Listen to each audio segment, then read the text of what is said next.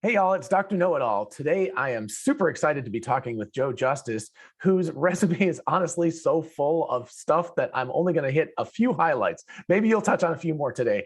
Anyway, he is the CEO of Wikispeed, which holds 4 speed records. He has worked or consulted with a ton of companies, including Microsoft, Amazon, Toyota, and very famously, Tesla. He is the author of Scrum Master and a couple of Agile children's books, which really blew me away when I went and looked it up. I was like, what is it? Good Night Nut, Good Night Bolt or something? I think that's awesome. Anyway, I will put that stuff in the description in case you want to go check those out because they're great. And he is the chair of the Agile Business Institute. So welcome, Joe, and thank you so much. Also, I forgot to say in this little description, you are like one of the nicest people that I've ever known on the internet. And I think it's true in reality too. So there we go.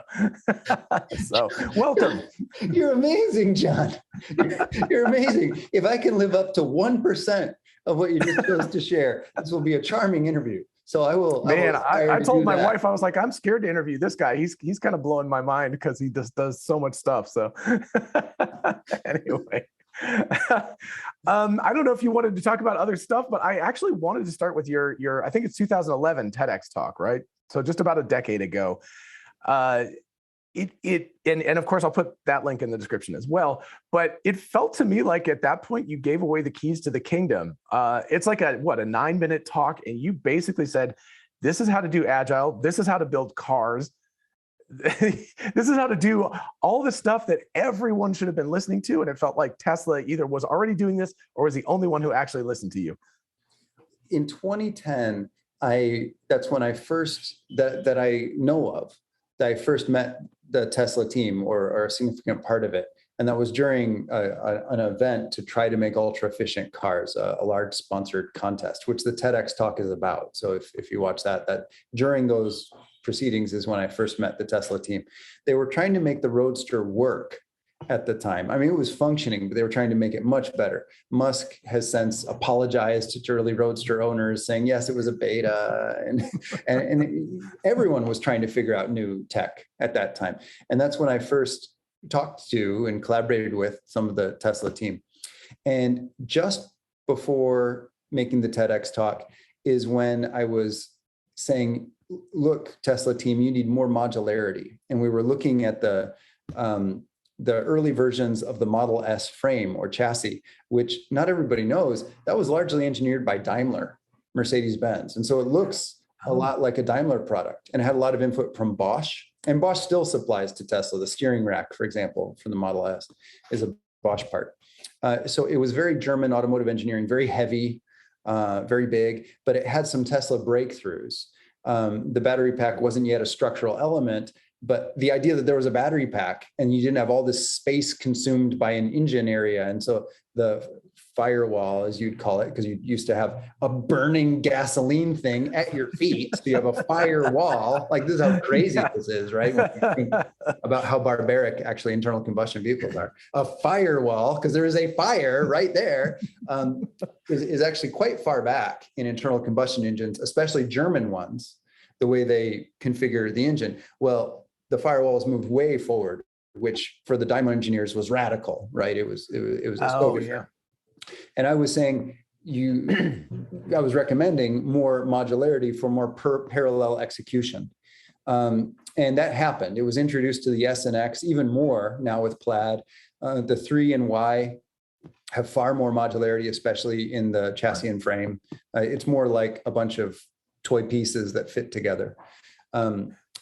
And then I did the TED Talk. And I agree. I still look back and think that was a product of an interesting time. And a lot of the information that I was able to share there holds up very well now. Right. But that said, I don't want to take credit. There was a zeitgeist at the moment where modularity in software was being better understood. And I was immersed in that. And I happened to have an automotive company at the same time. So being part of the conversations that became the book Lean Startup, and part of the conversations that became the book Scrum Bond, neither of which I wrote, but I was talking to both those authors as those books were written every week. And the book Personal Kanban by Jim Benson, which is underrated and is awesome. Cool. I actually don't know that one, so I'll have to go look that up. So yeah. It's See, I priceless. learned something new already. Oh, John, you are a wonderful human being. And looking behind you, I see we have almost all the same hobbies, which is even more cool. I think we could be really good friends. Yeah, actually, honestly, and I don't know. I know that you have a black belt in which martial art is it? It's a Chinese martial art, kung fu. Okay, kung fu. Yeah, I actually have a third-degree black belt in Taekwondo. So, Epic. yeah, That I is have not discipline. practiced in many years just because I've been so busy, but I do have it, so it's kind of cool. But anyway, so that as soon as I heard that, that was honestly the thing. I was like, okay, I got to talk to Joe. Like, we have connections outside of just the interest areas, um, and so I was actually going to ask you about Elon borrowing things from you, but it sounds like actually you were, collaborating with him at the time. But I actually am going to jump ahead because I really wanted to talk to you about the whole mind body philosophy that you have. And I will explain a little bit of this. So I'm in my mid 50s. I'm very old.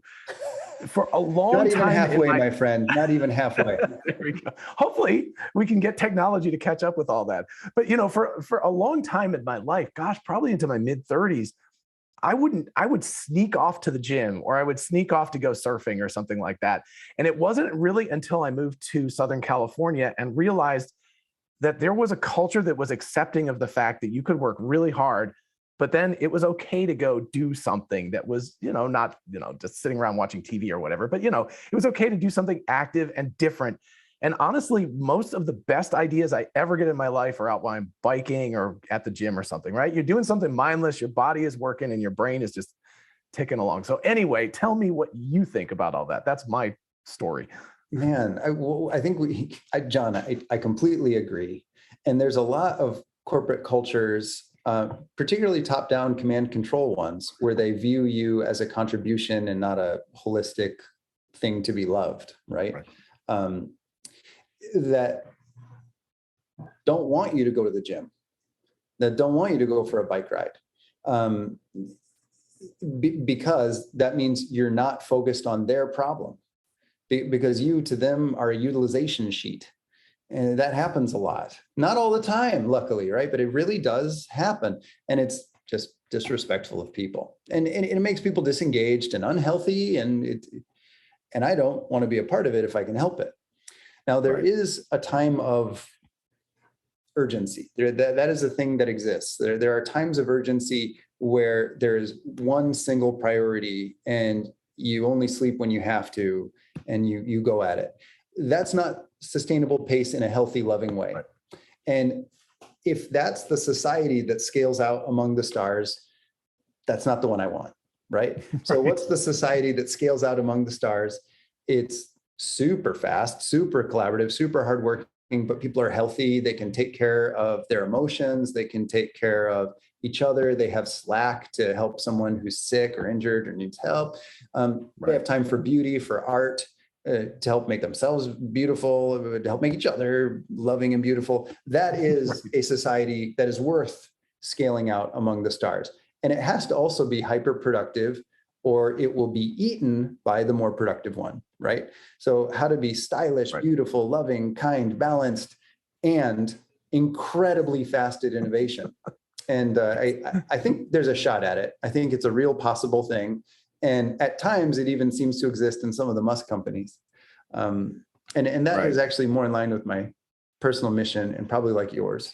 And I'd like to sum up this piece by saying, if your job doesn't leave you with enough time to not be tired and still go to the gym, your job is broken. Okay. I'll agree with that. And I would actually just do a yes and to that, which is that there are times that you just have to pile in and, it might be a week or two or whatever, where you're just working. But if you have that physical capacity, you don't have to be an Olympic athlete, but if you just have good physical conditioning, it actually allows you to do that and perform well without just collapsing, right? So you can actually manage to push yourself. So, ultimately these companies should be looking at that. They're like, hey, we get a better employee out of this if we take better care of them as a holistic person. So I really like that. That's great. Longer term return on investment horizon corrects for a lot of problems. A short-term return on investment horizon creates a lot of problems. And Musk is the longest game player I know of with big money today. Musk is looking more than 1,000 years out. And this really frustrates investors. Institutional investors get really angry at Musk practices. And this is related to why Musk was kicked out of PayPal, was forced to sell early. And Musk made a ton of money. But Musk was trying to X.com, PayPal. What Doge is now is a very natural continuation of one of the many goals Musk was already moving towards with PayPal. And the investors were saying, look, we don't want to wait another day for our payout, for our big payout. So let's cut and run. And Musk was saying, but you miss out on the larger narrative of making the world a better place, which will make more money. It just takes longer. And look what happened with Tesla. I mean, he could have cut and run many, many times, and it keeps compounding in value, and it will continue to do so because Musk plays a long game like a tree ant. Yeah. So I want to touch on this. Just, were you being hyperbolic when you said he thinks 1,000 years out, or is that honestly the truth? That's full on correct. Now, the problem is no one has a detailed view. So you're thinking in terms of first principles when you're looking 1,000 years out. So that works. First principles thinking is compatible with very large chunks of time. Physics is very compatible with thinking of very large chunks of time. For day-to-day tactical, it's about response and awareness, and fact-checking is difficult. And this is part of why Musk is pushing for any type of useful fact-checking and prefers non-branded media over branded media, because there is still an agenda. There's always an agenda, but the randomness of unbranded media's agenda allows more truth to emerge. So Musk doesn't do branded interviews almost ever. They're usually with an engineer with a YouTube channel, and they have a topical conversation. And that engineer has their biases just as anyone, but the randomness of the biases from the different unbranded interviews coalesce to create a more truthful picture. That's for near-term decision-making purpose. Because what you want is a lot of fact to say, what do I do this second, right? Where is the bottleneck? So you want a lot of fact. For 1,000 years, which is absolutely the timeline of Musk's companies. That's the ROA timeline. That is done with physics and first principles, because that's all you got. Gotcha. Wow, that alone is a huge revelation just from this interview, is that he's like thinking like that. I mean, gosh, I don't know how to transition to this, because I actually really wanted to ask you. Well, I'm just going to take a tangent for a moment. We're going to step aside. I want to talk about you, because a lot of what you talk about is social good. And I know building an electric car, or even a car back in the day that got 100 miles per gallon or something, is a social good. But it sounds like there are other things that you are doing as well. And I mean, you can talk about specifics if you want, but why is social good so important to you as a human? Oh, John, you're hitting the big ones and topics that a lot of people want to avoid, right? I'm not that kind of guy. You are awesome. I think. Thank you, John. How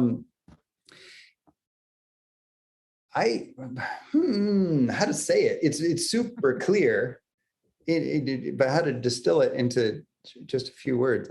I have a very clear feeling of right action. And so I like to sit on the beach and drink Mai Tais like anyone else, but I then think, what could I have done with that time? And very naturally to me, life comes as a segment on a much larger timeline. And often, I think a lot of people do, I hope a lot of people do, I definitely do. I actually often observe whatever action Joe is doing from up above as a larger system. And the further zoomed out it is, usually the better my choices. And the happier I am. And if I'm zoomed out and there's another person sitting on the beach having Mai Tais, I'm not particularly grateful for any of those people on the beach having Mai Tais. That's cool. And please do that. but I'm not particularly grateful. I'm grateful for people that are doing certain good things that improve this larger picture. And that may have come, I was born essentially blind. I could only see by touching my nose I learned to read by actually, my nose was touching the paper, the book. And I learned to write that way, like this. And so very naturally, I'm holding a pencil, usually when I was a little kid, with my nose touching. So I was writing like this, which gives me kind of a weird hand holding position. I don't hold a pencil or pen the way a lot of people have been trained to. But what that also did is when I was learning to draw something, I would hold like a root, from a weed, like a dandelion, or a toy car. And I'd be bored quickly of a toy car that didn't have a lot of detail, because I hold it this close and I would draw these things. So I found a lot of my earlier drawings when I was a tiny little kid, and it's the inner veins of a leaf, because actually what was wrong with my eyes is they were slightly magnified. So it was like a magnifying glass. I've had many eye surgeries since then and eye training, and now I see pretty much like usual people, average. But there's these drawings, and it's like a little kid's version of drawing, like looking at a plant's roots under a magnifying glass. And I think that may have been something that affected my perspective during periods of neural growth, like young age, like around 7, and before age 7, like 5, 6, 7, 8, 9, 10.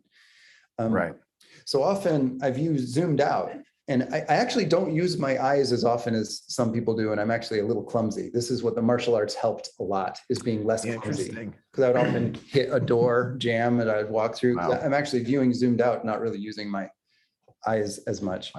I used to get beat up. And I didn't do it to beat people up. I did it to make myself, I call myself a lobster. I created a really hard outer shell so the squishy insides wouldn't get hurt. John, that's such a lovely reason. It was tough growing up in Cleveland in the 1970s. It was a brutal environment, especially for a nerdy kid. This is something, all you youngsters out there watching right now, it's cool to be a nerd and a geek now. Oh my gosh, it was not when I was growing up.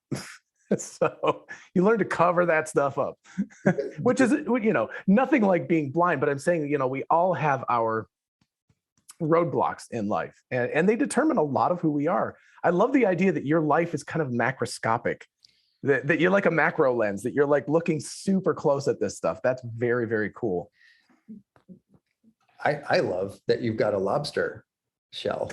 And you can love and hold and not have to suppress the soft squishy, because it's protected. Right. Love that. That's part of that whole self-confidence thing. Like I said, I used to sneak to the gym because I was embarrassed to admit to anybody that I wasn't working 24 hours a day, that kind of thing. So, which is interesting, because growing up in 80s in South Bend, Indiana, it was an extremely macho sports culture. This is when all the men in media were massive steroid users, not to be admitted to for decades later. So you have Rambo, you have the Terminator, you have Predator. Like, these are who you're supposed to be, right? And then just a little bit later, you get the Chicago Bulls. So you're supposed to be an amazing athlete. Pele, super jacked up. Unnaturally so, right? But we didn't know that, or at least it wasn't publicized until decades later, that it was steroid use, massive, and early steroids where they're really toxic. Man, my heart goes out to those actors and actresses that had no choice really to be competitive at the time, and some of the athletes. But in any case, it's not so different, right? You're told you need to be this perception to fit in this mold, and yet today it's super different. Mining Doge or exchanging NFTs from your phone in a 1-bedroom condo is success, right? Yeah, exactly. with the laundry machine running next to you, and a bunch of solar panels on top, so your power bill is offset from all the mining. Like, that is success. Like, Oh, you're a good date. Yeah, that was not the case. Well, it sounds like, South Bend, Indiana and Cleveland, Ohio, not that different from each other. So, but yeah, that's really fascinating. So I guess I kind of want to talk about Tesla, but I think it actually works into that, because what you were saying about respecting the differences, and it's not, there's kind of this, I don't know, what do you call it, virtue speak about just saying like, oh, respect everyone's differences. But what I'm talking about is a more specific example. In Tesla, it really seems like what they're doing is not saying you've been hired into HR as the person who reads resumes, and that's all you're ever going to do at this company. And if you're lucky, you'll become a manager someday of that particular thing. That's not Tesla. It's like, if you're doing it and something else is like, ooh, that's cool, go do it. Do your thing, man. In seconds, well, legitimately seconds, right. Less than a minute. The speed of self-reassignment, if you want to, is, I've never seen it higher. Except in my own company, except in Wikispeed. And I actually am shy to say that because it makes it sound self-inflating. But Wikispeed really was an interesting phenomenon, and it still, in a very small way, continues. Some people are still absolutely doing Wikispeed every Thursday all around the world. That's cool. But it's a lot smaller than it was. Right. When we were making road legal cars, it was a much larger effort. Tesla does that with over 100,000 people. And they do a lot of stuff. That's the part that's like, it's one thing to think, okay, 10 people working together, yeah. But when you multiply that by several orders of magnitude, it just becomes incredibly difficult to imagine. A lot of people think as you get larger, the engagement has to die, the dream has to die, and you have to fall into line. And you need hierarchy to keep reins on things when you're big. And you need a ladder to climb then. A lot of people think so. And Elon Musk, across all of Elon's companies, have proven that to be completely false. But what it does seem to require is no budgeting. And right. The owner works the trenches. And a lot of companies are investments or vehicles for investments primarily. So you don't have the people who are funding it work the trenches. Volkswagen, a great example. Both are publicly traded, Tesla and Volkswagen. But if you want to make a 3 million euro allocation in Volkswagen, that's a board level approval. So you have to wait for the next board meeting. In Tesla, right. You do it right now because Elon says you can. And Elon is the majority owner. So Elon said there is a board, but you don't have to wait for the board to execute any level of financial spend. So that changes the autonomy. Then the flatness, the person who's paying for it all, Elon, works with you, whoever you are. Elon just moves all around and works everywhere, doing what you're doing. So you don't have to make reports to them. They understand. You don't have to have a meeting to get their time. They're there. In fact, Elon doesn't do meetings. So the only way you talk to Elon is to work with Elon on something. That is right. A meeting, right? So the company wow. That and has. I would love that. I hate meetings. So yeah, so it's an active. I mean, if you're having a meeting, it's an active meeting. It's like, hey, we're working on this particular part, and he's just like working on it with you or something, and so you're talking about it and as you go. I never attended any meeting or even saw one ever. Okay. When I was in Tesla. Now there's people working and you will talk while working or communicate. Sometimes it's loud, so you'll text even though you're with each other. So right. You have to be really concise. I think this is part of why Musk is good at Twitter. I mean, that's how you actually communicate in Tesla. Very short and to the point. So, wow. So one of the things, and I think it was actually the Best in Tesla interview, but you were talking about something and I realized what you were talking about. I'm a software guy, much more than a hardware guy. You were talking about the explore, exploit kind of machine learning algorithm, the self-optimization. And So just, I mean, I'll try to contextualize this a little bit just for the general audience in case you don't know. But what that is I don't know, imagine you're going to the new world. And so the first person is like, I don't know, Columbus. I know he's politically, not the right guy. But anyway, so, comes from Portugal, goes to the West Indies or whatever. He's exploring. And then after that comes these people who start to exploit the new land, the new Europeans that come in. So that's kind of a negative example of that. But in machine learning, that's hugely important because you have to define where you are. And I have to admit that I personally am much more of an explorer person than an exploit person. As soon as I really understand something, I'm a great researcher, but as soon as I understand it, I'm like, oh, that's not interesting anymore. We're gonna do something else. So, but anyway, so talk about that at Tesla specifically. I think that's an amazing thing to think about, a software paradigm and a machine learning, pretty modern machine learning software paradigm applied to more or less hardware. There's a third piece to explore exploit that is rarely stated. It's assumed to be known, and I think it's often not known. So if you'll allow me, let's start there. And that is, what's the value to exploit? And that continuously evolves and is reevaluated with actually very intentionally. So there are to-do items to check. Does value still mean what we thought it meant? Do we need to update what is value? And this is what prevents the downside that many people would call over exploitation, or even just the word exploitation. So you get the value while preserving as many of the other values because you're trying to look at net value. So if you have complete and total harvest, like clear-cut harvesting, your value over time is reduced. So when you first arrive, maybe you want to harvest one of whatever it is, one of these trees, to understand how does harvesting even work here. So you do that immediately. Right. Well, very soon, if you're also reevaluating value, you're starting to say, over time, we should not be taking more than one out of this area. And we also need to check what our roads are doing in terms of the communication pathways of the supporting organisms, bug traffic, et cetera.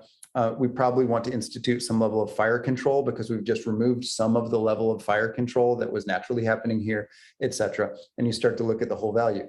Now that value is discovered only by starting exploitation. So you start with exploit, but then part of the exploit algorithm is value check and redefining value. So with that known, with that understood, you start to have a more potentially positive outcome that actually grows over time as you understand what positive is. And it allows you to make progress. That's widely, it allows progress to not be universally vilified, right? Yes. Let's go to paradise. Oh, sorry, John. Yeah. No, it's fine. I was just thinking, like, it's so sad that both of us have we both came up with analogies that are somewhat negative. They have negative connotations. It's like clear cutting forests and taking over new lands and stuff. It's like, sorry. But I think in my mind, it came out of the idea of the cellular or modular, not production line, production cells, I guess is the best way to put it, but that you can be going along. And if you are working on, I don't know, just a door, right? You want to, and maybe the door shape that's pretty locked in place, but let's just say it's a door shape. And so you pull a car off, you rework the shape. And if the panel gaps are less, or you can prove that the aerodynamic drag is less or something like that, as you said, that car just goes straight back into production and it goes out and somebody gets a very slightly better car. But then the interesting part about that, so that's the explore part. And then it's like, okay, that's better. Now you exploit. And then the interesting part is that you actually talked about, well, I guess the fourth aspect of this, because you do have to do the value analysis, but there's the greedy optimization, which in machine learning, again, you always talk about that. You don't want to just wander around blindly. You want to try to go the best direction that you can. And greedy optimization, it's like, okay, this is a better thing. Can we make as many of these as possible and take over the world, right? The world of door manufacturing is now ours. We're like, oh. So in some ways it is a little bit like, European explorers just going in.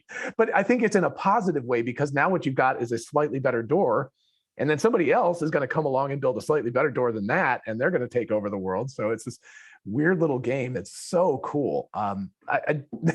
Anyway, I know you've talked about this before, but I'm really curious, like, what other insights you have about that. That is, maybe this helps a lot of people understand better. That is what is called the production ramp. The production ramp is scaling the exploit.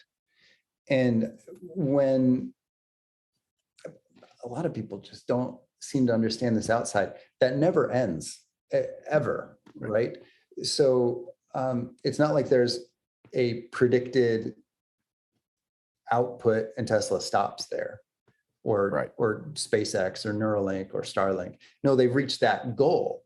So now the to-do list is almost 100% value seeking. So the next exploit tunes, it never ends. Whereas when you have multi-year budgeting, you plan your exploits based on the known values today, which is what's called waterfall. So it delays innovation. In fact, it actually blocks future innovation because your resources are prevented from changing course due to your budget that you've made. So exploit cycle is the production ramp. It never ends.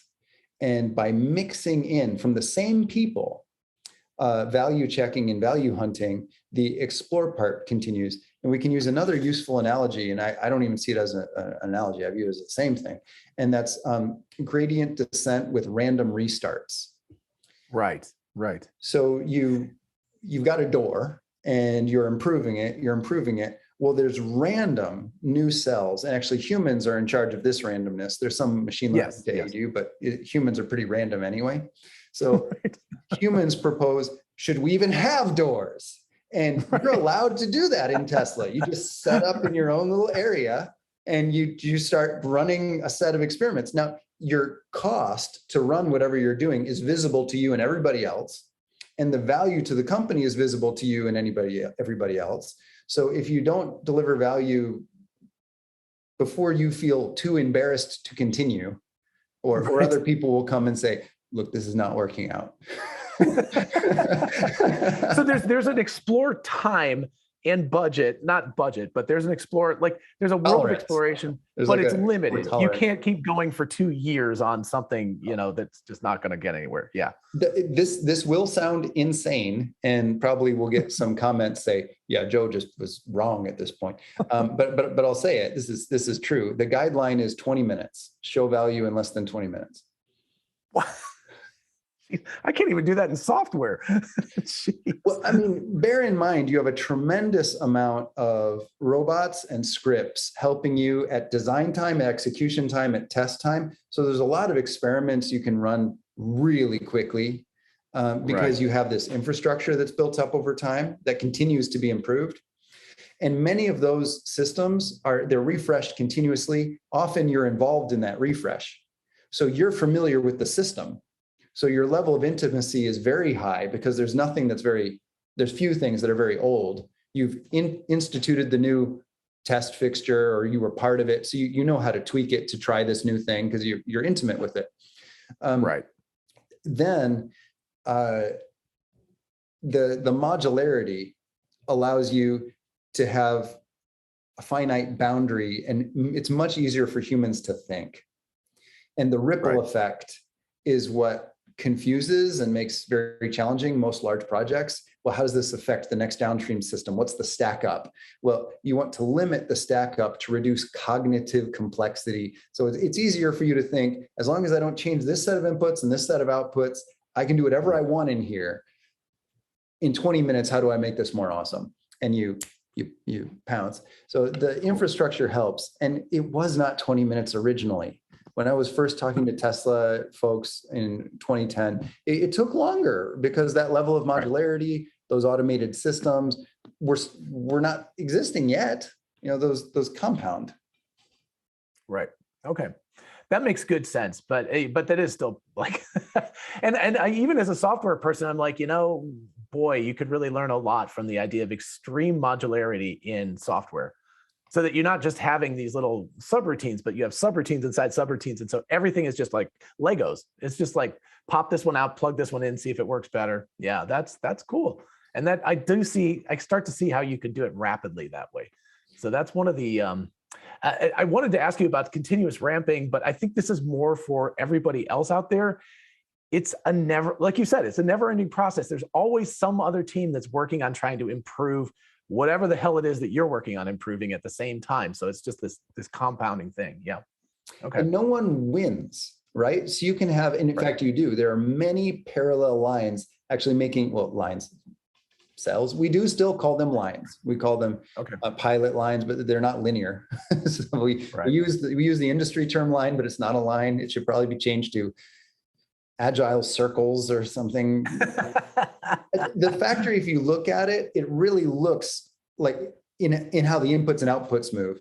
It really looks more like the game of Risk with like hexagonal tiles. That's really how it is. And then there's no line, and no one wants a line because then change is too expensive because you have a ripple effect. Right? But there are many of those at once making different versions all the time. So many companies have a problem where innovation is bottlenecked by two or more personalities vying to be chosen for their design to be chosen. And if you're not chosen, it's shameful. You often miss the next promotion. Your design was for nothing. So how does that work in Tesla, where you have dozens of simultaneous execution paths?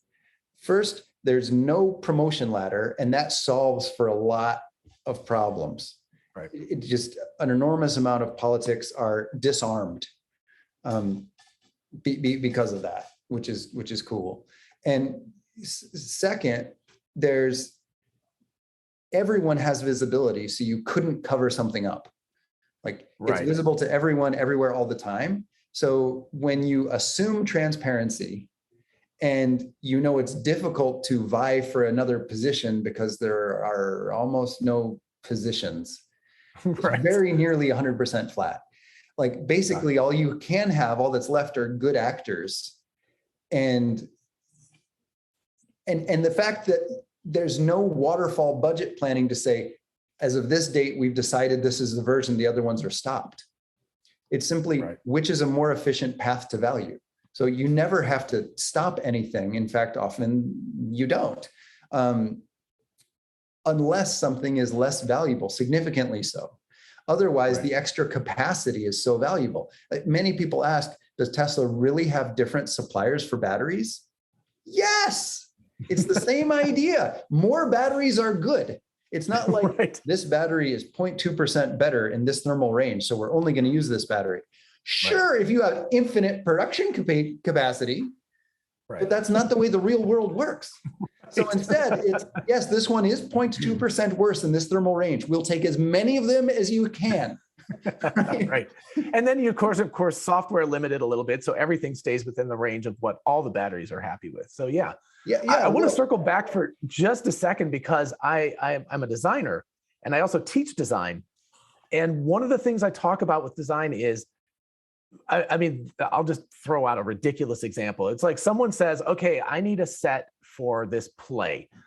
And 3 months later, you show up with a completed set that's on stage. You know, they say you have a budget of $15,000 to do it, and you show up with a set, and the director goes like, "What the hell is that?"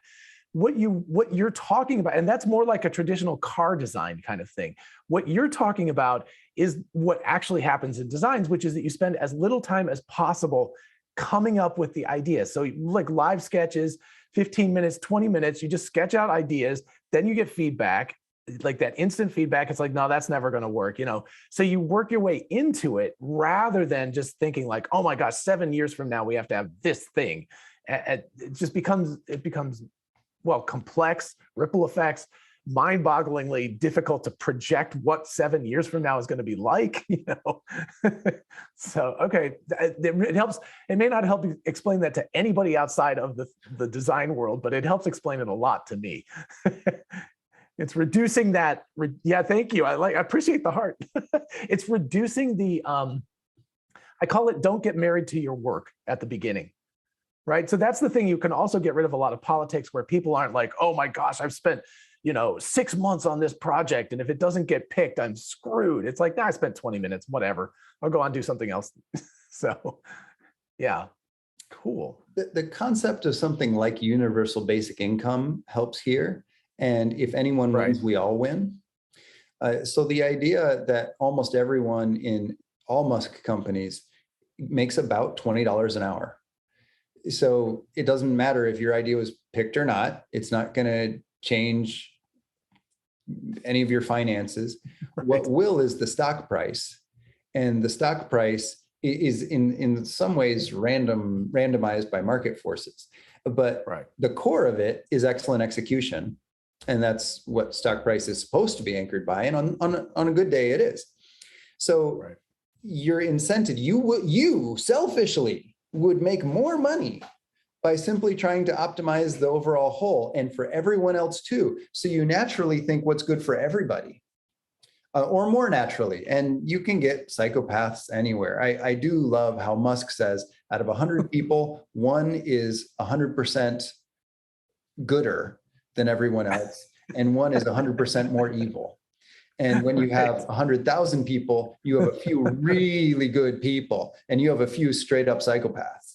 And it's true. That's just math. That's honest statistics. But in general, on the whole, the system is built such that most people put their best foot forward every day. It's a pretty good system. All right. So self-organization, really, I know I'm keeping you for a long time here, but I do want to get into this because this was something I've been really interested in and haven't heard a lot, and only as much as you can talk about without violating NDAs. But I want to get in the weeds a little bit here because we're talking about self-organization and feedback, and it sounds like this is all based on basically what has become full self-driving, vision systems, behind it a machine learning system that's working, big TVs everywhere that give you like heat map information about what's happening, apps on your phone that allow you to interact with that information. I'm very curious, like, are we talking about like literal vision systems? So there's cameras that are saying like, there's a person there, there's a car part there. And how in the world does it determine if that car part, because part of this is this continuous testing, how does it know if that car part is better than the last one? The machine learning stack is based on a value algorithm. What is valuable for this thing that's happening here, whatever this thing is. And what the ML system is essentially trying to do is be an expert craftsperson and assess the value of that thing. And an expert craftsperson, if they're unable to assess the value, you have a challenge, you have a problem. But many times an expert craftsperson has value criteria, and attempting to build an ML algorithm around that. Now, how does an expert craftsperson assess something? Sometimes they'll do it optically. Okay, vision will help there, especially for paint. What's the refraction quality like? What's the luster? Well, you can fully automate that. In fact, there's some things that are not public yet, but in a broader sense, you could do it potentially better than a human being. Far better. Because you measure at the photon level, and a human eye with very specific tooling can see half a wavelength of light. That is optically what humans can sense. And I was trained in that before going to Tesla by someone from the German Machinist Guild. And they were showing me how to optically flat level, like if you're going to bevel a mirror for satellites, how to do that with a mill. And that's something I learned, and it's cool. And you don't use, you start with a mirror and a white piece of paper. So it's not like you start with lasers, and this is something people did a long time ago when they would ground telescope mirrors and stuff. So you start with like a rough stone and you build up from there. But anyway, for a lot of industrial systems, a lot of all types of systems, sometimes you X-ray a system. So aircraft, how do aircraft technicians test if the composites are of the quality you want? They use X-rays. That's one of the tests. There's also sounds. When you tap across composites, what's the sound profile that comes back? All of this ML does fine. ML does sound, vision, vibration super well. It's better than people. much better than people. So whatever an expert craftsperson could assess, the ML tries to do and eventually does better and instantly. And it doesn't get tired, it doesn't get cranky, and it doesn't play favorites. And it doesn't need a coffee break, so yeah. Well, really, the not playing favorites and not saying, I like you better, or you smile, we talk well. And that is very human, right? So you end up working with some people more still. It's not like Tesla's cracked that perfectly. Some people simply are easier for you to get along with so you can be more effective. You match, right? Well, the ML intentionally is trained to throw that data away. It's very intentionally clean about that. Right.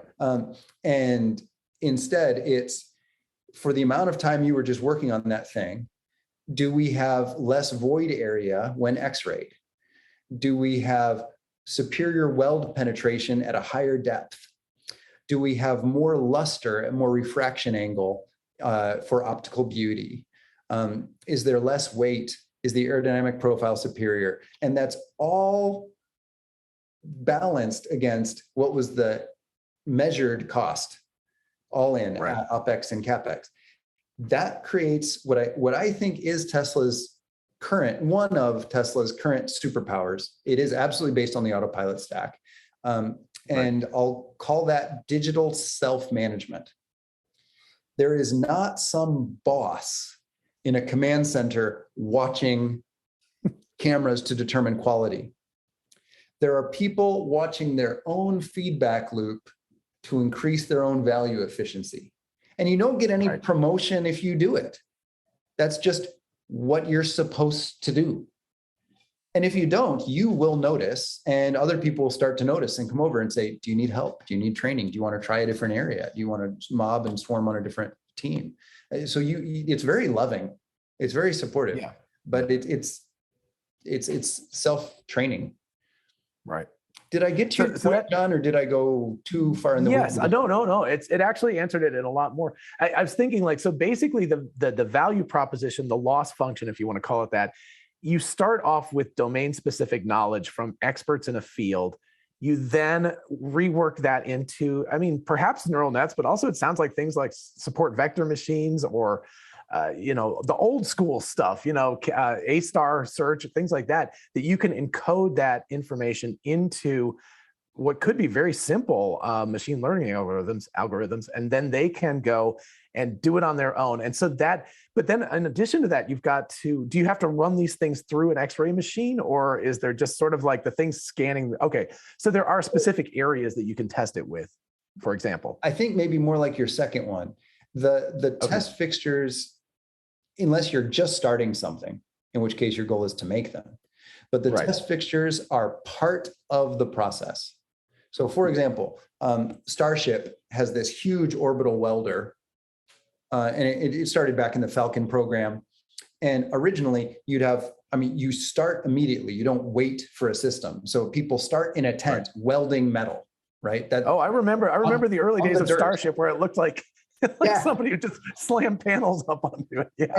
And Falcon too, a long time ago. So you're on the dirt, right? Or maybe you lay a welding blanket down on the dirt and you just have a tent over you and you're welding, like with generators and tanks. Well, then you send it off to be X-rayed, because this thing you're going to send to max Q. So you really want to know what was your weld quality all the way through. So that's slow. And SpaceX originally had multi-year sprints because that was the speed to design, analyze, build, test a rocket. Well, they put an X-ray machine on the welding machine, so it X-rays as it welds. So that barrel section is never exits the orbital welder until it's fully validated, as validated as they could anywhere else. And SpaceX built their own X-ray machine and built it into the welding machine. So it also they ran ML on the weld, the X-ray of the weld as it's happening, which used to optimize the weld. And arguably, SpaceX has the best welding tech in the world now. and that's just when you do it every day at scale with a very high level of perception, and funnel that into machine learning run in Dojo and the cloud continuously, it never stops, you get some good insights. Right. And then that's the idea of something you could improve in 20 minutes. The ML stack says there's this opportunity in welding. And you say, well, I've been hand welding over here on this new one that's not yet in a roboticized fixture every day for 12 hours for the last maybe even 4 days. But your mind becomes so free of context switching when you've been immersed in something like that, maybe even just 4 days. And you see this ML suggestion and you go, I know what to do, I think. I'll use the law of 2 feet. I'm going to go over, adjust this. I'm going to make a new weld nozzle in this shape and these 4 more nozzles this way, change the gas this way. So you're actually grinding some metal and you're filing some stuff, and you can get that done in 20 minutes. Right. And then the machine, it never stops running except for the moment for you to switch the components. And then the algorithm tells you for the downtime in your time, did it improve? Was that more efficient? And you go, yes. Wow, I'm a hero today. Yeah, exactly. And then you just then walk back to start welding in the dirt over there. I mean, this is a missed opportunity. I wish Tesla did have more congratulation moments, at least a ding sound from ML. And there's some of that, but it could be better. You could get more reward function. Because really now you're like, when Elon got a tweet saying you're now the wealthiest person on planet Earth, Elon's response was exactly Tesla. He's like, oh, interesting. Okay, back to work. Like that's it. That sums up exactly the success experience. So, but that's the kind of thing, a little bit of UI work. Just have your phone just push out a little great job, just something like that. So that's a simple thing to fix. So hey, there's the 20 minutes. There's the 20-minute fix. There you go. This is an opportunity. There's parts of the Musk companies that are the most fashionable experience I've ever had at work in any company, including working with fashion brands. There's some parts that are just ludicrously fashionable. And there's some parts that, I mean, when you start anything, you're in the dirt somewhere. So that's by definition. But there's some parts that they've even matured to a fairly high level that are still just brutal. It's safe. I mean, there's certain core tenets, but it's brutal and it's wearing. So there's a real opportunity, and Musk wants it. Musk is continuously pushing for these, but it's easy to get tunnel vision and be very stoic and say, well, that's not the main problem. We have an opportunity here. And that's true. But Musk really pushes to productize the factory. You should feel like you're in a ultra luxury fashion boutique at all times. And Musk pushes for that. But and parts of it are, but there's parts that got a long way to go. And and Musk wants it, but it's not there yet. Yeah. And there's only even with 100,000 people, there's only a certain amount of resources that you can cast to these things. So that makes sense. That actually reminds me, I think it was Farzad, maybe he was talking with you about the bear skins and knives, that some stuff is so high tech, and other stuff, it literally is you in the dirt with an acetylene torch, just going and grinding little, stuff. So I kind of love that. It's very creative. You can do some creative stuff in the dirt, rolling around. So I assume that the answer is yes to this question, but I guess I should probably ask it. Is the machine learning system, the thing that's kind of at the heart of all this self-optimization, is that also continuously learning and improving? Yes. Like from the time you got there to the time you left, or stories? Yeah. Changed many times, sometimes multiple times a day. Okay. But there's not one parent overarching system. I wish there were, or at least not that I experienced. If there were, that would be the product. And I think that is a dream, to have a system so good. But what it is per thing you're trying to do, there's an ML stack for that. And they use common tools, but they're often made by whoever walked up there first. So they're made in different ways. And the reason this is easy to see, very often, because these are highly visual, you shouldn't have to type almost ever, right? I mean, even if you're coding software, you shouldn't have to type hardly ever. You have a lot of tools to assist you. So it's meant to be largely hands-free. So it's mostly visual. Built into these systems, there's often funny pictures of the people that were making it. So you can see these different people many of whom are still there, and they're already multimillionaires, but they just love the work, right? Through stock. And so you see, I don't know how, it's not like Tesla would care, but I want to be specific. They're quite funny. It's very meme driven, and sometimes there's just straight up memes. So you also can kind of sense the date of when this had a last major UI refresh, but often it's the people there, and they are a proxy for the visualization of things that are happening. And then there's a heat map overlaid. So it's really funny often. So this tells you this is a fairly unique stack, or at least has some elements that are specific to this area. So there's not one parent system. There's a library and there's tools to help you, but often it's whoever arrives and you take that. Now, that said, there is bearskins and knives, rocks and sticks, where you think, I've got a better idea for a door. Well, where is their room? This field over here. So you are in a field, like with weeds and stuff, and like badgers. And you're like, what can I do in the next 20 minutes that will help me? And you're like, okay, maybe this will actually take a week to get value, but I'm trying to think in 20 minutes increments. So you call Amazon and you order a fold-out shelter, a sun shelter. The cool thing about the mothership being in California is most of the year, you really can just work outside, but you want sun protection. So you can basically create a work area with a shade. So you start with that. Maybe you get 2 Conex containers dropped off. You drive the fork truck and you ask, hey, can I use, the robot I want is inside. Can I just use the Conex for a while? And you kind of get and you put it there and you put a tarp across and lash it down. So now you've got, your factory, and you are starting with nothing. Right. And part of what that does is it keeps the costs so low, because most of the super high-tech stuff that you use are made there, or you make them, or they're software that Tesla made. So the cost to deploy more of is essentially only time. And by reducing the cost to deploy the internally understood and made stuff, it becomes almost free to scale. Now, the novel stuff, often it's novel. So you've got to start from dirt. Right. Right. Yeah, exactly. So, wow. But that's really cool. But, and like you said, nobody's getting paid outrageous salaries or anything. It's mostly in the stock. So even the time itself, it's not like someone's getting $1,000 an hour and you're like, holy crap, that's an expensive guy. Right. And you don't have that ego to protect, I'm a very expensive person. So I'm curious if there was something, like anything or nothing, if there was one thing you could change at Tesla, after your tenure there, what would that thing be? There is a sense, maybe dread is too strong, but every morning, and Farzad agreed when we were talking, there's a sense that you are going off to war. Well, going off to war sounds more like the send-off party. No, more like squirming out of your foxhole again. You're in war, and you're returning to to be on point.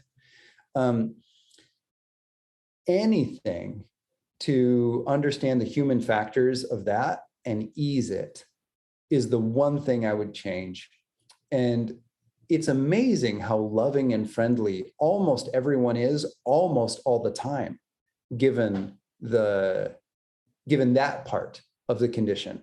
It truly is a beautiful place to work. And that makes it much more sustainable than it might be otherwise, that and the mission.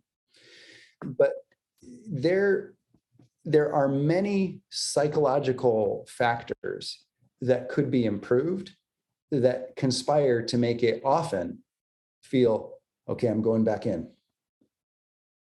Next line. We're on the next line. Really, it feels like I was just listening to Hardcore History's Battle of Iwo Jima. And damn, I love Dan Carlin is the ultimate. I love him. Yes, go for it. He's got this dramatic part when he does a first person, when he reads someone's letter, and then he talks in a fairly friendly, approachable way. But then when he's quoting someone, I mean, the Battle of Iwo Jima, I was not there, and kudos to the people that were. It sounded so similar. Both sides, all sides. I mean, you had Australians, you had Filipino conscripts. All players. Sounded very similar, minus the death, right? Right. Minus the death or even likelihood of death. Tesla is incredibly safe. Right. Minus the death, the work person like plodding along with the next second is what matters. Definitely no time to read or write a letter. I mean, most of the people I worked with at Tesla didn't know what their email address was. Most. Didn't know. Wow. There's no time for it. I think a lot of people don't understand how fast it is. So maybe that's a quotable drop that helps people get it. It's fast. Right. I ran a lot. Everyone ran a lot, like with tools and robots and things and 20 kilograms. It's very kind. It's very loving. It's very safe. It feels a lot like war. Right. And I heard people pee in garbage cans, and because you just can't take the 15 minutes to walk to the bathroom and back, that's too much time. So yeah. So now, I mean, right. I know there's people who are going to be like, I fought in a war and this is totally different. Yeah, no disrespect. And yeah, no. It's the most similar description I've found. Right. And I think what it is in a war, your life literally is on the line. But if you get into that psychological state where, the old primitive monkey brain is going like, holy crap, I'm about to get eaten by a tiger, it doesn't matter if it's really the case or if it's just you putting the psychological impetus on yourself. And so I could see that, not to take anything away from people. My grandfather actually fought at Iwo Jima. So holy crap, and listening to Dan Carlin, he never talked about it. A couple of stories, but listening to that entire series of the explosion in the East, it kind of brought tears to my eyes a bunch of times because I realized what his life was like during that period of time. But even disregarding the fact that we are not in any kind of mortal danger going to work, I understand when you get into those things where it's like, oh my God, it's like go, you get into that mental frame where you're thinking the exact same thing. It's easy for humans to do. In most companies, previous to Tesla and now again, I'm involved in what's called agile transformations, culture transformations, process restructuring of companies. And very often these companies, even nothing to do with manufacturing. I often am with manufacturing companies, but even like C-suite jobs, the level of fight or flight or stress is PTSD level. Many of these people have PTSD around the politics of the company. So humans gravitate toward this. It's easy for us to fall into that. And I don't think it's a failing. I think it's an opportunity to try to refactor the workplace to not play into that proclivity, that likelihood of humans to fall into the lizard brain fight or flight and all the stress that accompanies it, which is very natural for us. And I think for good reason.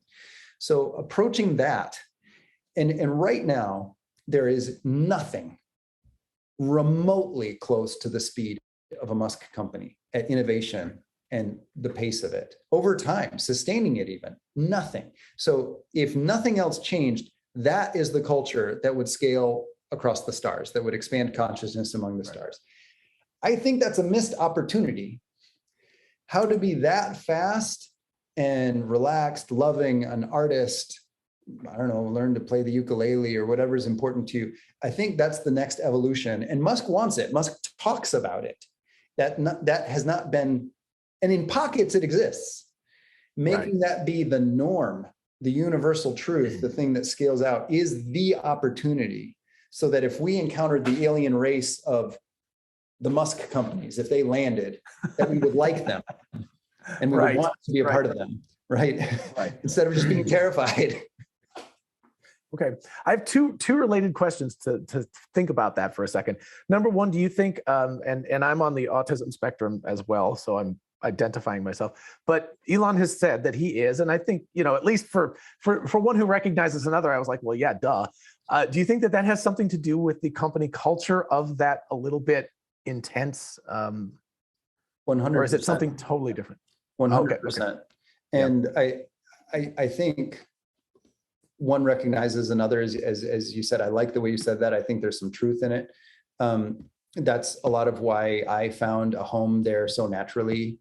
I've not been professionally assessed, but I believe I'm actually pretty far along the spectrum. I'd actually like to be assessed to know if that's true, but I think so. Self-assessment, the internet self-assessments show that I'm far admittedly, I've taken several of those like 100-question tests and I'm like way off. But anyway, but I have not had a doctor, a psychologist actually sit down with me. So, well, then partially just because I'm far too old for that to have happened. In the 70s, there were no people who had, you couldn't have Asperger's. That was not a thing. So, but anyway, continue on. Yeah. Yes. So if you can have a more objective view, you being, well, also you, John, if you can have a more objective view of the pros and cons of a situation, it's much easier to apply first principles thinking, even under fire, even under perceived pressure. And one hallmark of this type of thinking is you feel pressure differently for very different reasons. Loud noises give you pressure, it depends. There's many different permutations, but someone yelling at you might be invisible, right? They're just completely, it's like a song. And some songs might freak you out, right? So, I mean, what you hear, what you experience can be non-standard, right? Can be on the spectrum. It can be non-standard. And I think that allows different thinking, and in some cases, first principles thinking in places where other humans would have, it would be completely impossible to, in that situation, be thinking from on a 1,000-year time horizon. Like imagine you're financially responsible for the stock price of Tesla, and you have multiple SEC probes, depending on the timing, and NHTSA and IHS criticisms and government lobbying against you, and you're thinking on a 1,000-year time horizon. Right. I think that's a product. Now, when Musk talks about scaling consciousness among the stars, it's not always human consciousness. Musk is deep into the concept of consciousness, and the work at Tesla, it's not some secret side project, is also very much how to make an ML stack that thinks like Elon. And not just Elon, already the hive mind of other people and other ML stacks that are currently operating the company, because it's not a cult of one. Elon's super involved, but it's not only Elon. There's this whole ecosystem. Well, a lot of what is going on is to make that ecosystems, Elon calls it his hive mind or the hive mind, to make that more reproducible, more visible, more in effect. And that is ultimately the next great good of Tesla, after just hardcore excellent manufacturing competency, which the Musk companies have really well. Next is, I think, this digital self-management, and then the symbiote to talk to it quickly through Neuralink is likely the next huge, awesome thing. Cool. And the second related question actually had to do with the Tesla bot and whether you thought that would relieve some of that, but it sounds like that's just going to be the evolution of all of this. I personally I think about 1,000 years out too, but I personally feel that humans are not going to go very far off the planet, and it will be our silicone or whatever children that will do that. Because that is so much easier, that you can design a creature that is built for space. You can design a creature. Once you learn how to think and we understand what consciousness is, we can replicate that. And I also agree with Elon Musk that perhaps general AI might be humanity's last major invention. After that, it'll be them. They'll be inventing all the stuff. Well, so COVID gave an interesting example for us to think through, John, and I think you might enjoy this. So if you look at the concept, and in some cases it's been proven, and in some cases it's theorized, of self-domestication, where some species choose to domesticate themselves into an ecosystem. And some theories are that cats self-domesticated to be less wild and easier to be around farming cultures. That one's not known 100%, but there are many proven cases of self-domestication. And a case that was likely self-domestication, but in any case, it's creating multicellular organisms. Why would these organisms choose to live forever inside each other? and in fact, optimized to the point where they can't live outside each other. And so you have your Golgi apparatus, et cetera. I mean, those were descended from independent living, free organisms, but they chose to never leave. Well, anyway, it is now the case that their DNA cannot survive outside this ecosystem.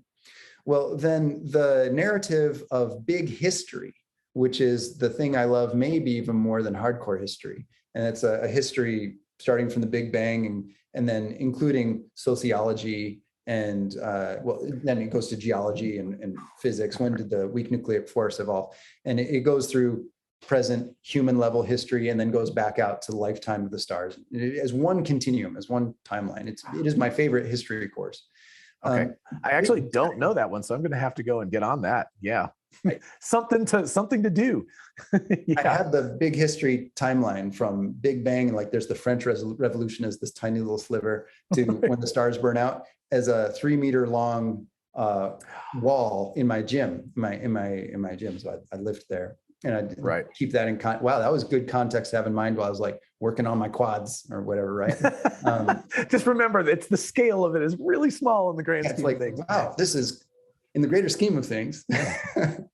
Well, so what COVID did is, if you think of what big history proposes, is there's a trend towards densification of certain means of thinking, problem solving, and production. And a natural step is the idea of cities. And if you measure the information flows, they are a new feature in the landscape of time, having this much capability, decision-making, production in this densified space. That is a new phenomenon.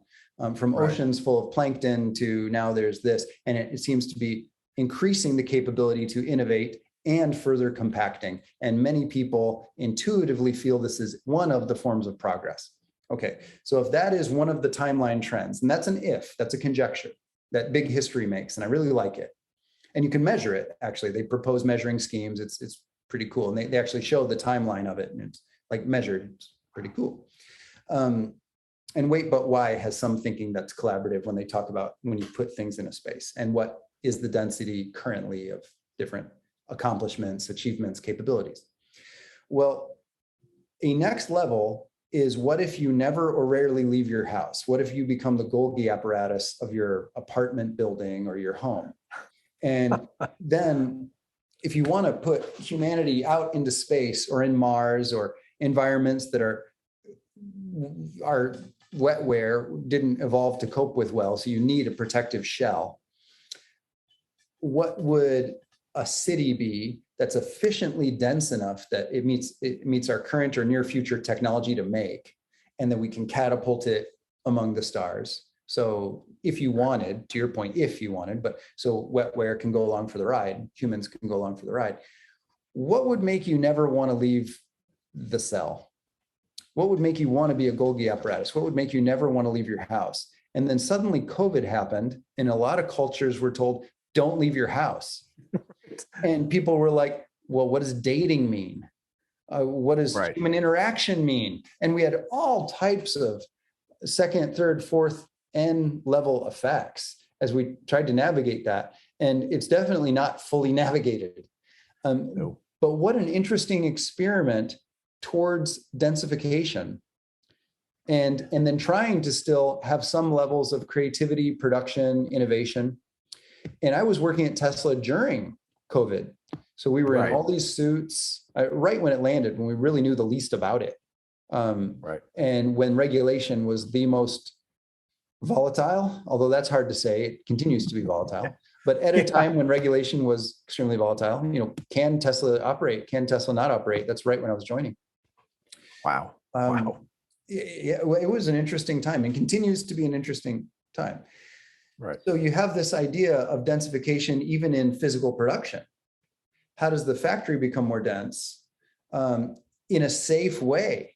Because now things like communicable diseases are a first-person citizen. One, because one emerged that has a near-distance transmission, we think. And two, because when you're that dense, suddenly this is an issue. I mean, livestock farms, when you have chicken farms where chickens are in battery cages stacked on top, have different scenarios of disease propagation than free range. Okay. Right. So this happens. Well, according to the big history timeline, that is the natural thing.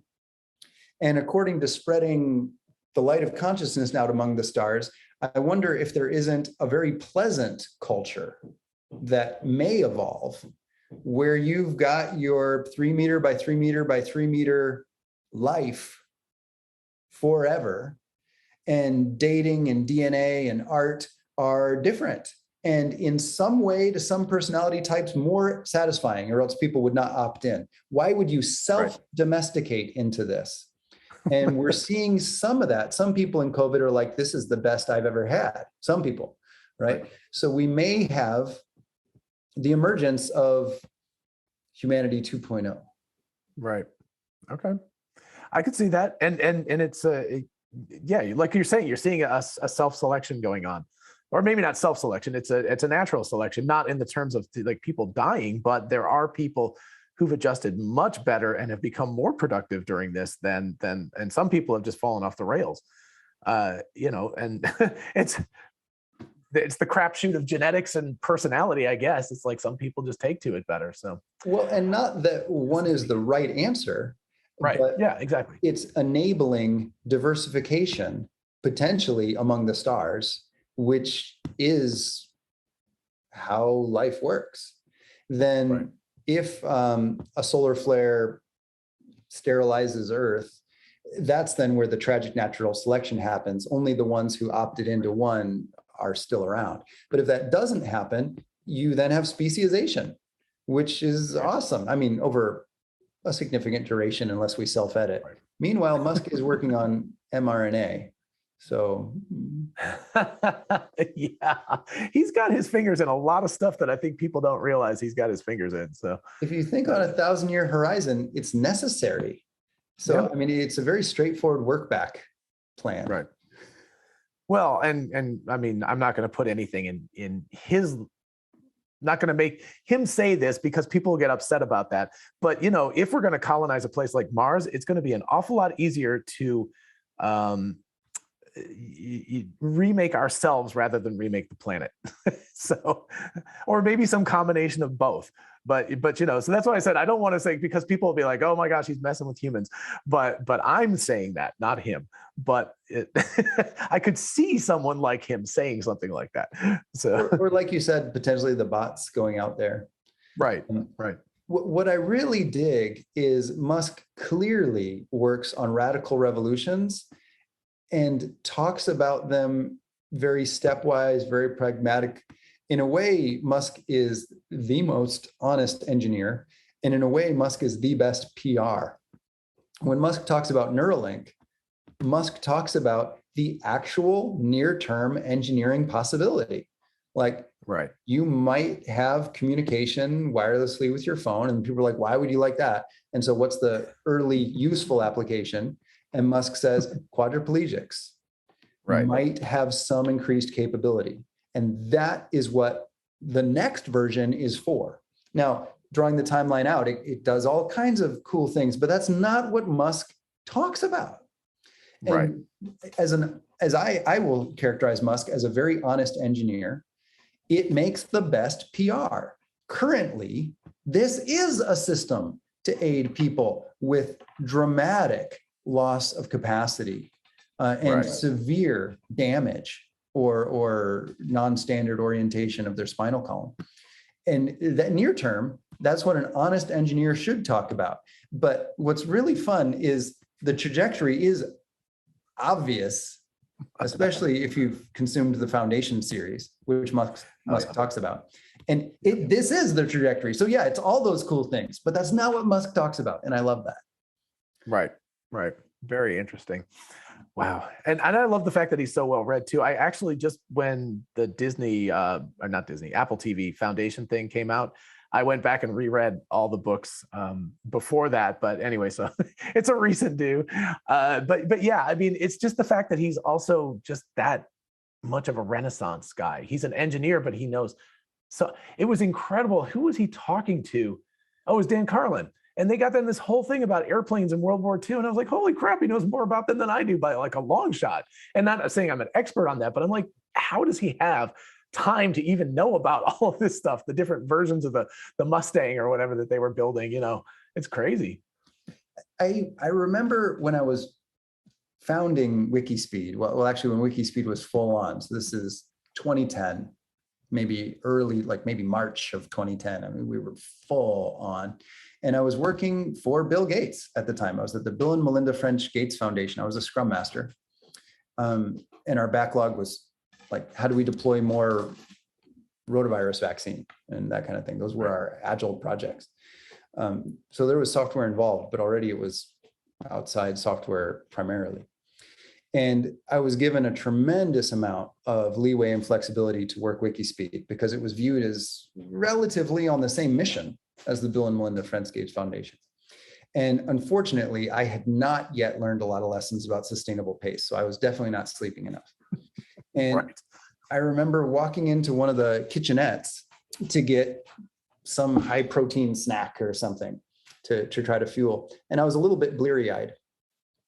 And some other people in there were, and this is another interesting scenario. My memory is a third person view, which is actually very often in my life. I don't know, maybe that is part of the way I think, but yeah, I'm not using these so much. I'm like reconstructing the scene from hearing and seeing and touching things, but that's my life.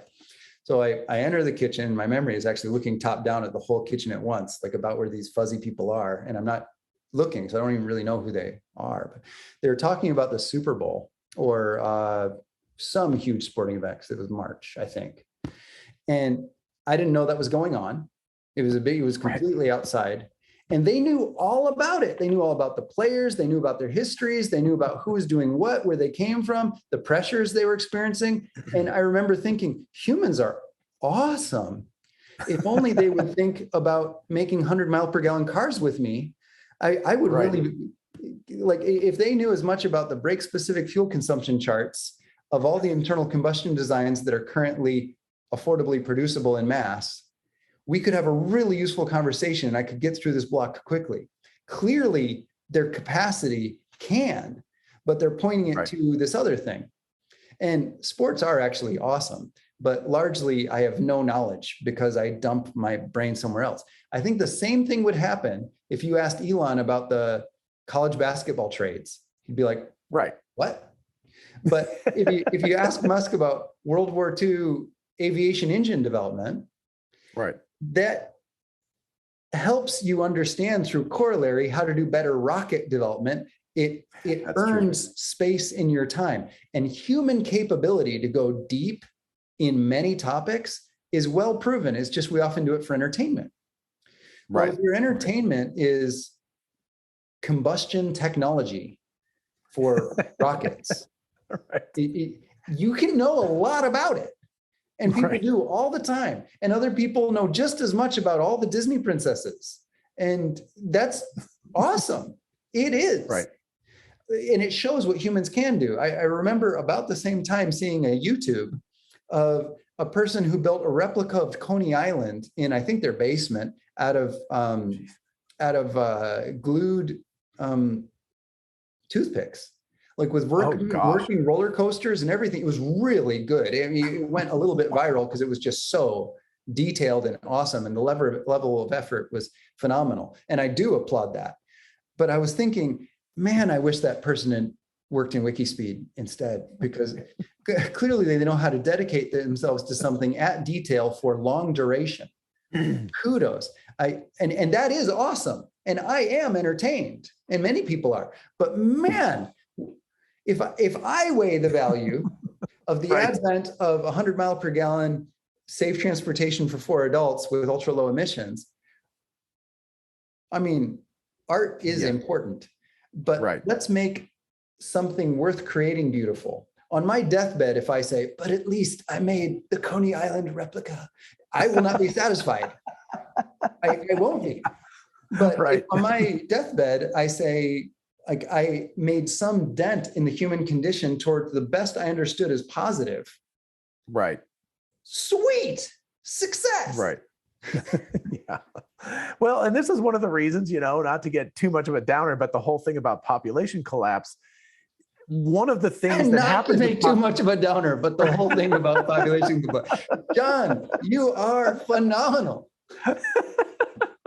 But there's obviously the whole problem. There's a much bigger problem. But one thing that really keeps me up at night is the fact that we need 7+ billion people on the planet to produce one Elon Musk. Yeah. It's like we need a lot of people. And so that is one reason to expand out to other places, because we can have more people. And the more people we have, the more chance we have of someone bubbling to the top. Because, and it takes nothing away. I mean, it's great. If people know Disney princesses, that's awesome. That is awesome. But there's not going to be that many people who are that into World War II airplane engine designs.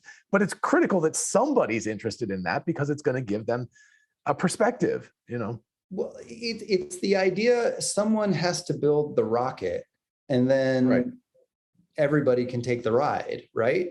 Well, and it's, do you want only the people who built the rocket to be the people who take the ride? No, because then you have a strange colony that maybe is not terribly comfortable, which comes back to my earlier point.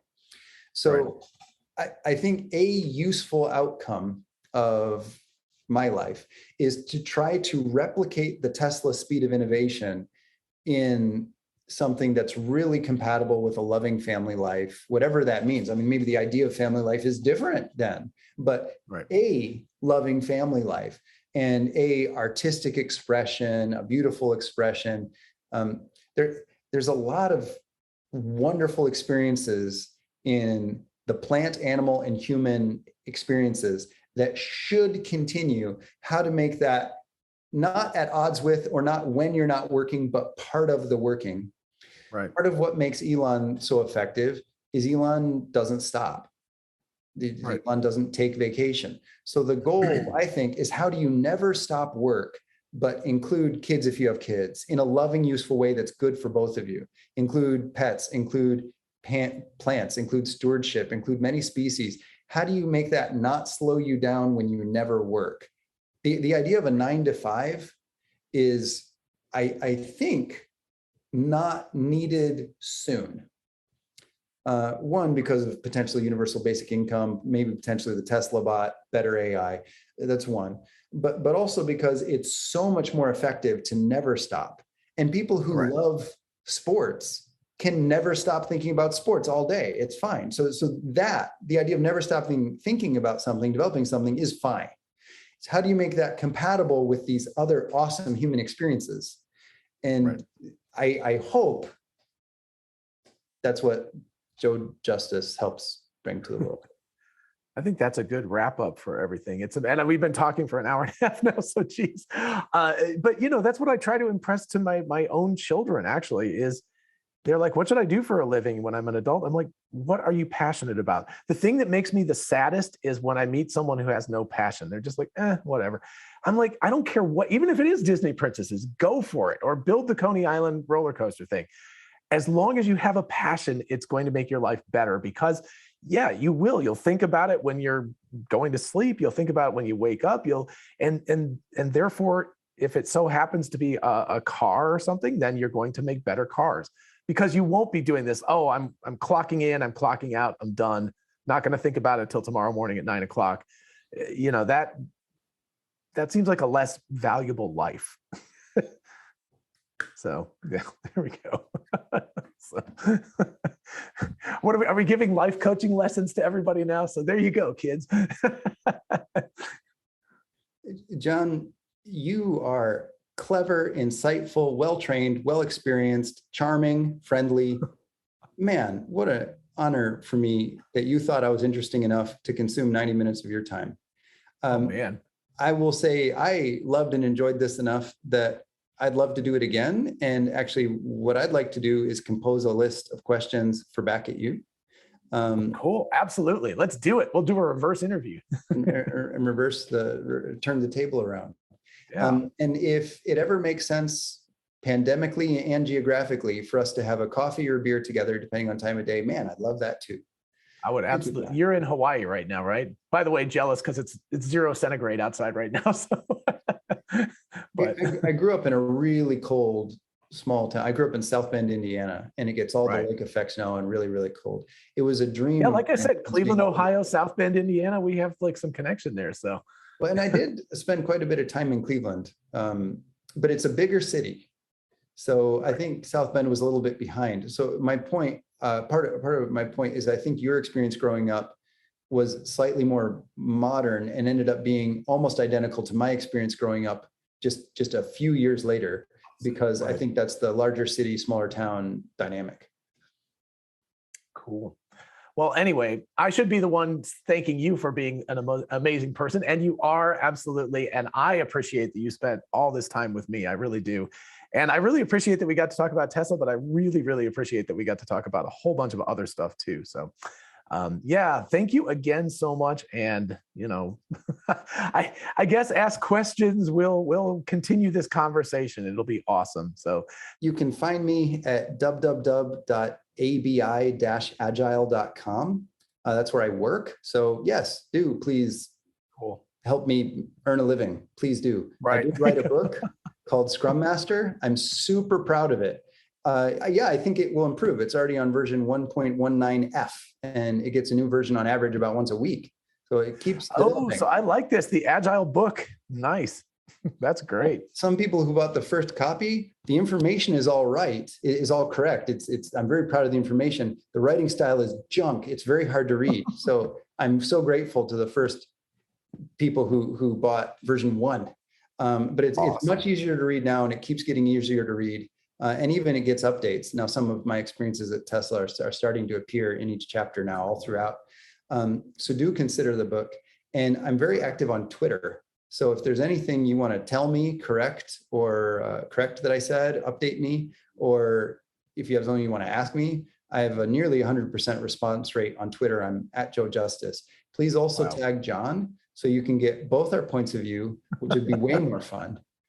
That'll be we'll have an interesting conversation. And of course, I'll put all of that in the link, at the bottom of the video so that people can find it all in a single place. And yeah, there you go. So again, thank you so much. And, we'll continue this. I hope this will be the first of like a bunch of we'll call it conversations rather than interviews. So that'll be perfect. That's the dream. All right. Let's enjoy it. Thank you, John. Yeah, thank you. All righty. Take care. Bye-bye.